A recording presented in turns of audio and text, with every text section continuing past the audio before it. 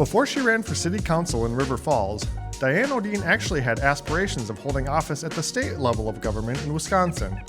And while that didn't ultimately work out, that experience eventually helped her land a spot on the city council, a role she's held for more than a decade.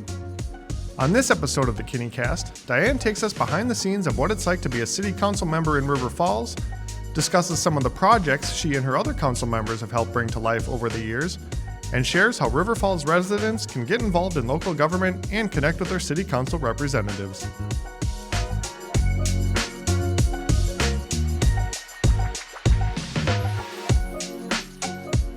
Hi everybody, welcome back to another episode of the Kinni Cast. Thanks for joining us. My name is Tyler Mason. I'm the communications coordinator here for the city, and today we're going to be actually turning to the city council for the first time on the podcast. I'm excited to be joined by Diane Odeen, who is an alderperson at large and also the comptroller for the city council. Diane, how are you today? I'm well, thank you very much, Tyler. Good, yeah, thanks so much for joining us, and excited to learn a little bit more about you and about the council and hopefully share some things with our audience too. So let's go back to 2013. That was the year that you were first elected to the River Falls City Council. It was. Yeah. What initially inspired you to run for City Council? Well, actually, I didn't first run for City Council. I first ran for Assembly. Okay. And I guess you can blame Scott Walker. Scott Walker was elected governor in Wisconsin and immediately started changing things, started stripping teachers of unions, started defunding programs that I really cared about, and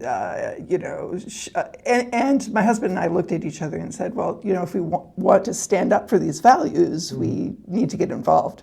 Sure. So I ran unsuccessfully for Assembly, but was also very interested in local government, not just on a state level. So after that, I ran for City Council the following spring against an incumbent and won.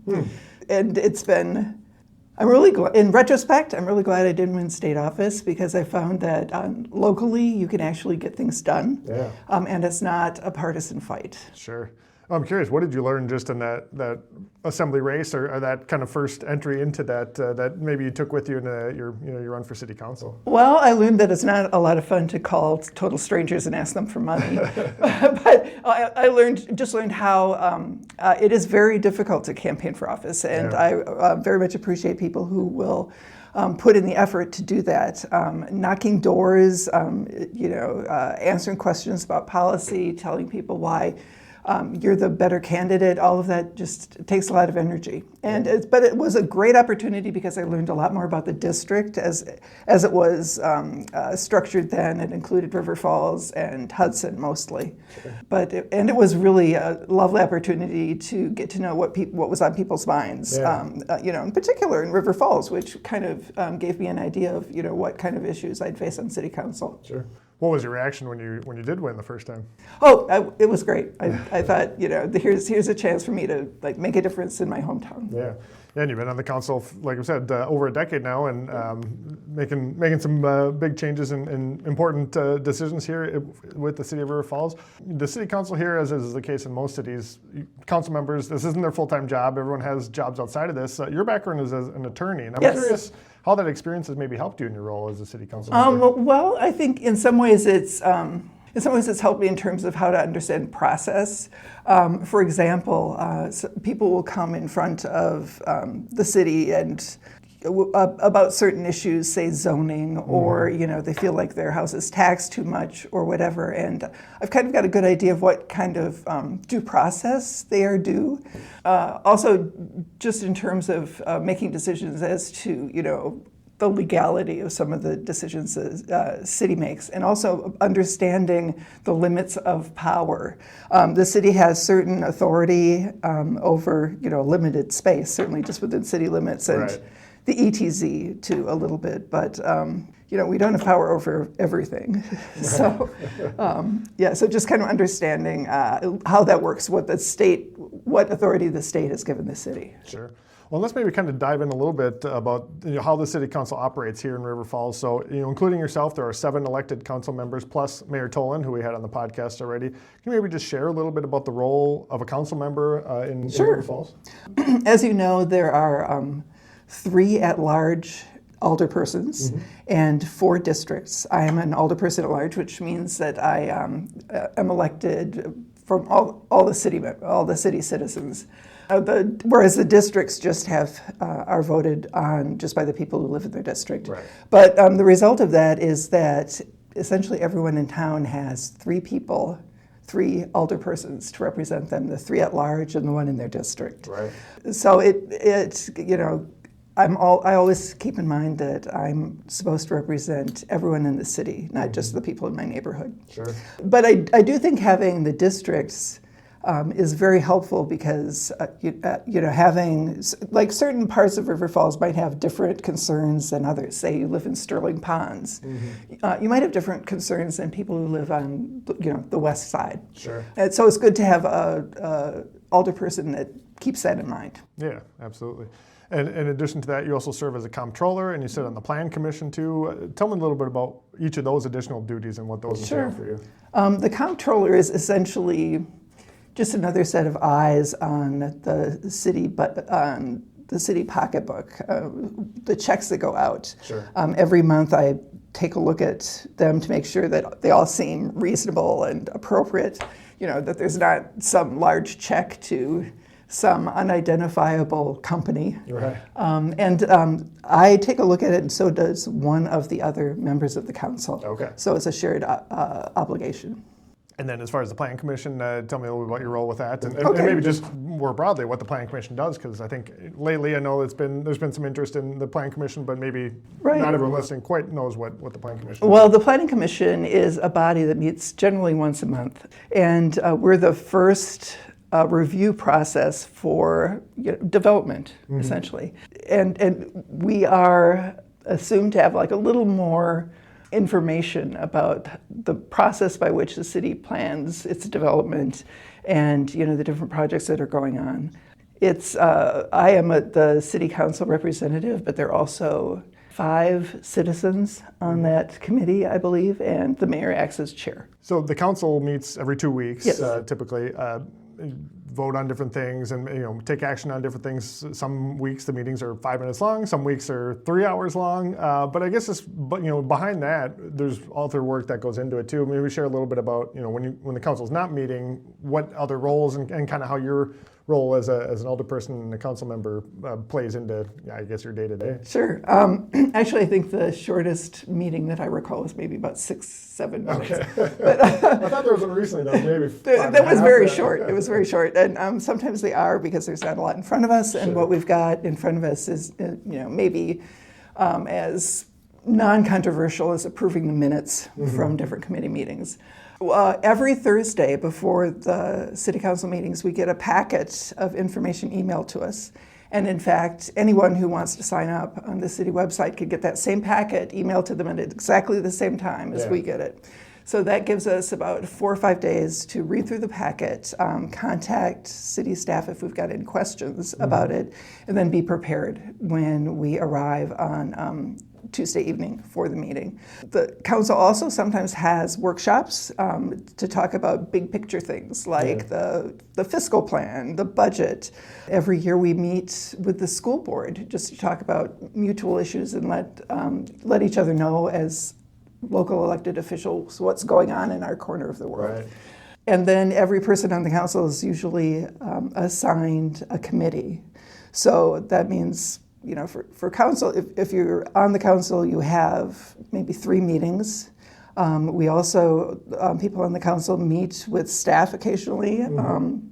But mostly it's a very part-time job. We are essentially the board of directors. We set policy, and then we make sure that we have professionals to carry out that policy. Absolutely. And you said, it is a part-time job, but there is a lot to juggle between, hearing from and representing the residents, which you kind of alluded to a little bit, focusing on things like the comprehensive plan, maybe tackling new issues that might arise too. What do you feel like has worked well for the council as you take those factors into consideration with decisions that are made? Well, one thing I think that's worked really well for the council is that we do a lot of really long-term planning. I mean, we have a 5-year fiscal plan. We've got budgets that are at least, look at least 2 years in the future. And we've got also a list of things we want to do. So we are able to plan. It's like, okay, we want to do these projects in 3 years or these projects in 5 years. How are we going to finance those? About how much is it going to cost? Where is that money going to come from? We also have, as you mentioned earlier, a comprehensive plan for growth, Right. which we did a couple years ago. It was a very involved process, but it gave us an idea of where the city of River Falls can or wants to grow. As residents may have noticed, there are a bunch of projects heading west into Right. Man Valley. And I think they can expect to see a little more of that. There are also other areas in town like the industrial parks. Sure. The industrial parks in the old one in River Falls, the one that's kind of behind the new Starbucks, is full now. Yeah. Sterling Ponds is getting there. Whitetail Ridge, I think, has one empty lot, Okay. which there are plans for. So the next one is going to be Man Valley. Right. And, I think over the next few years, you can expect to see some projects out there, too.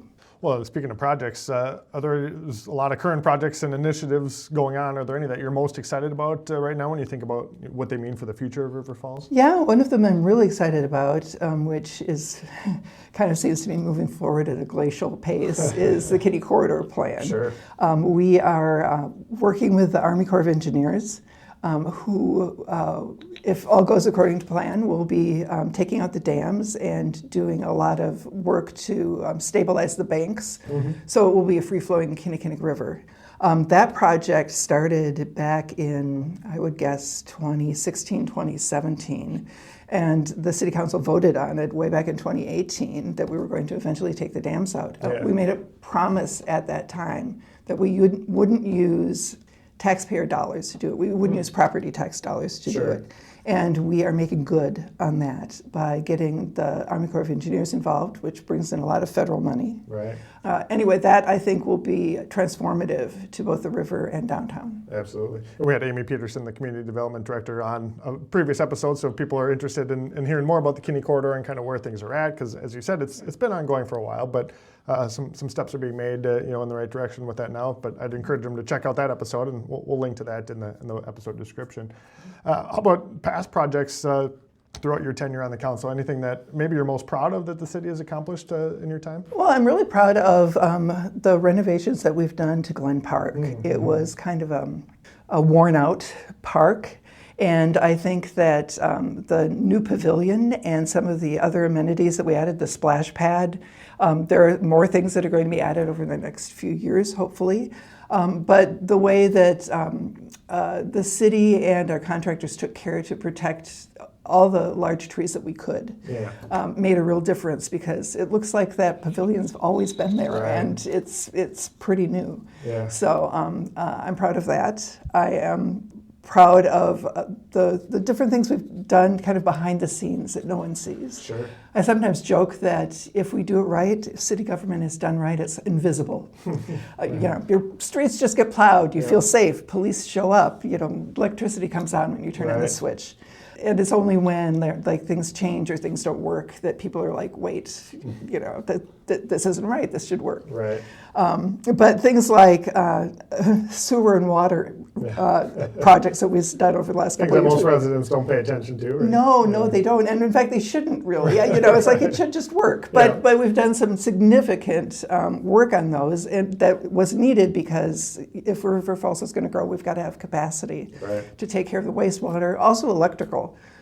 We've done a lot of work with that, kind of stuff that goes on behind the scenes but is significant. Yeah, absolutely. You mentioned Glen Park, and I think it's a beautiful part of town and just a gem of a park. So yeah, kudos to the council and everyone else involved with kind of making that happen. And I know there's going to be more happening there, but it's great stuff. No, this is an admission on my part. I had never attended a city council meeting of any kind until I started working here. So my first council meeting was very early on last year when I started. But I'm curious what you might say to people in the community looking to get more engaged or active in the work the council does, learning more about it, participating, or maybe how they can connect with council members too. Sure. All our contact information is on the city's website if you're interested in getting in touch with one or all of us. Sure. I would encourage them to maybe get on the mailing list to get the city council packet. Okay. What it looks like is the agenda on the first page and then all the supporting memos behind it. So even just a glance at the first page will give you an idea of what's on the agenda, what's going on. And sometimes it's, interesting, like, we're changing the fees that we charge for Park and Rec, or there's a new development that we're looking to approve. And sometimes it's, not quite as exciting, but Sure. just a glance at that will give you an idea. And then if you're interested in any of that, you can either come in person. You're always welcome in person. Mm-hmm. And you are able to make a public comment at the beginning if you have something to say to the whole council. Yep. Or you can watch it. They live stream it. And, On the city's YouTube page. on the city's YouTube page. And you can also go back and rewatch something if there was something of interest to you and you wanted to know how it was discussed. You're free to watch that. So I think that's those are ways that they can get involved in what's going on in City Council. There are also a large number of committees, and the mayor appoints citizens to most of those committees. So if you're interested in serving on the library board, Park and Rec, there's a Historical Preservation Commission, there is the Utility Board, and of course, Plan Commission. And there's other events throughout the year that council members are attending, the cookout conversations, things like that are good, accessible ways for people to just come and chat with their council members. Right, exactly. Yeah. And the mayor has just started having ask me anything